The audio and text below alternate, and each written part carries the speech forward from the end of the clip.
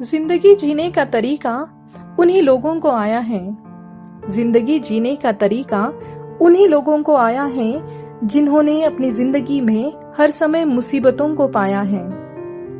जगाया है सर्द रातों में खुद को, जगाया है सर्द रातों में खुद को, तपती धूप में खुद को तपाया है।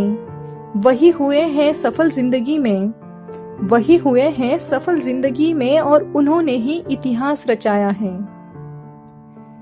नमस्कार, मैं हूं आपके साथ सविता गावड़े। फिर से एक बार आप सबका स्वागत है कहानियों की दुनिया में। वैसे जिंदगी में हर कोई बहुत कुछ हासिल करना चाहता है, लेकिन जब बात परिश्रम की आती है तो कोई ना कोई बहाना याद आता है।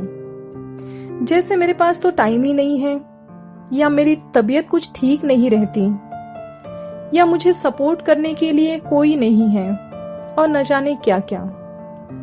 लेकिन असल बात तो यह होती है कि हम अपने कंफर्ट जोन से बाहर निकलना ही नहीं चाहते और अपनी किस्मत पर रोते रहते हैं।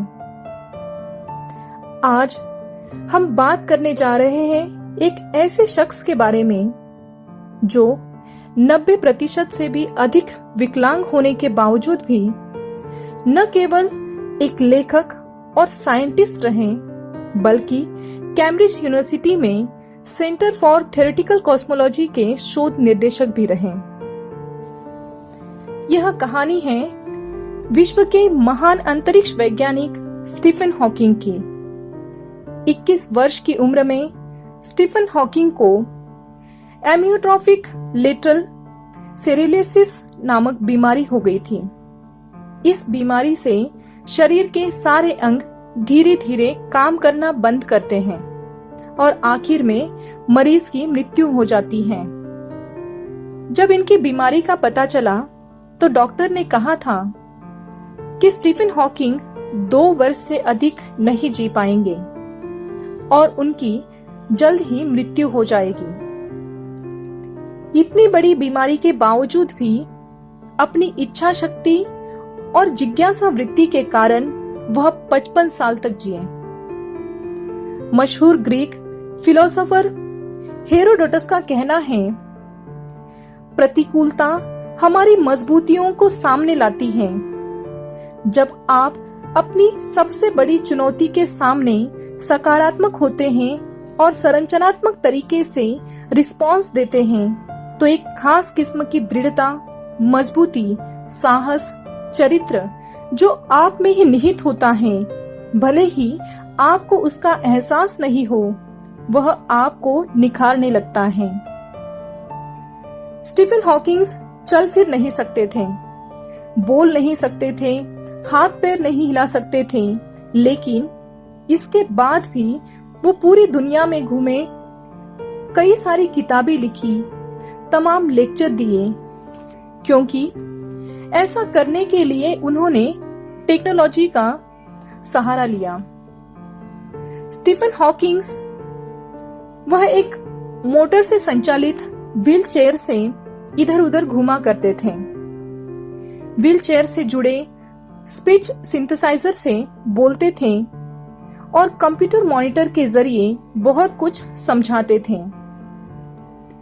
वे हमेशा कहते थे, मेरी सलाह विकलांग लोगों से है कि हमेशा जो आप करना चाहते हैं उस पर ध्यान लगाएं। आपकी अपंगता आपको कभी बेहतर करने से नहीं रोक सकती। कभी अपनी स्थिति पर अफसोस मत करिए, अपने जोश को कम मत होने दीजिए। वह कहते थे, हमेशा सितारों की ओर ऊपर देखो, न कि अपने पैरों की ओर। ये सोचो कि ये दुनिया ऐसी क्यों है, ब्रह्मांड कैसा है। हमेशा जिज्ञासु बने रहो। 1974 में स्टीफन हॉकिंग ने दुनिया को अपनी सबसे महत्वपूर्ण खोज ब्लैक होल थ्योरी के बारे में बताया। स्टीफन हॉकिंग द्वारा लिखी किताब a brief history of time ने पूरी दुनिया में तहलका मचा दिया। इनके द्वारा लिखी किताब brief answer to the big question में इन्होंने कहा है कि यह ब्रह्मांड स्वतः स्फूर्त है और इसका कोई निर्माणकर्ता यानी ईश्वर नहीं है। वह कहते हैं, मैंने देखा है कि वो लोग भी जो ये कहते हैं कि सब कुछ पहले से तय है और हम उसे बदलने के लिए कुछ भी नहीं कर सकते, वे भी सड़क पार करने से पहले देखते हैं। इसीलिए कहते हैं, कामयाब लोग अपने फैसलों से दुनिया बदल देते हैं और नाकामयाब लोग दुनिया के डर से अपने फैसले बदल देते हैं। तो दोस्तों, ये थी आज की कहानी। आज की कहानी आपको कैसी लगी हमें कमेंट के माध्यम से जरूर बताएं। हमारी और कहानियां सुनने के लिए हमारे चैनल को सब्सक्राइब करें और बेल आइकॉन जरूर दबाएं। हमारी दूसरी कहानियों के लिंक डिस्क्रिप्शन बॉक्स में दिए हुए हैं। तो फिर मिलेंगे एक नई कहानी के साथ। तब तक के लिए मुझे दीजिए इजाजत। धन्यवाद।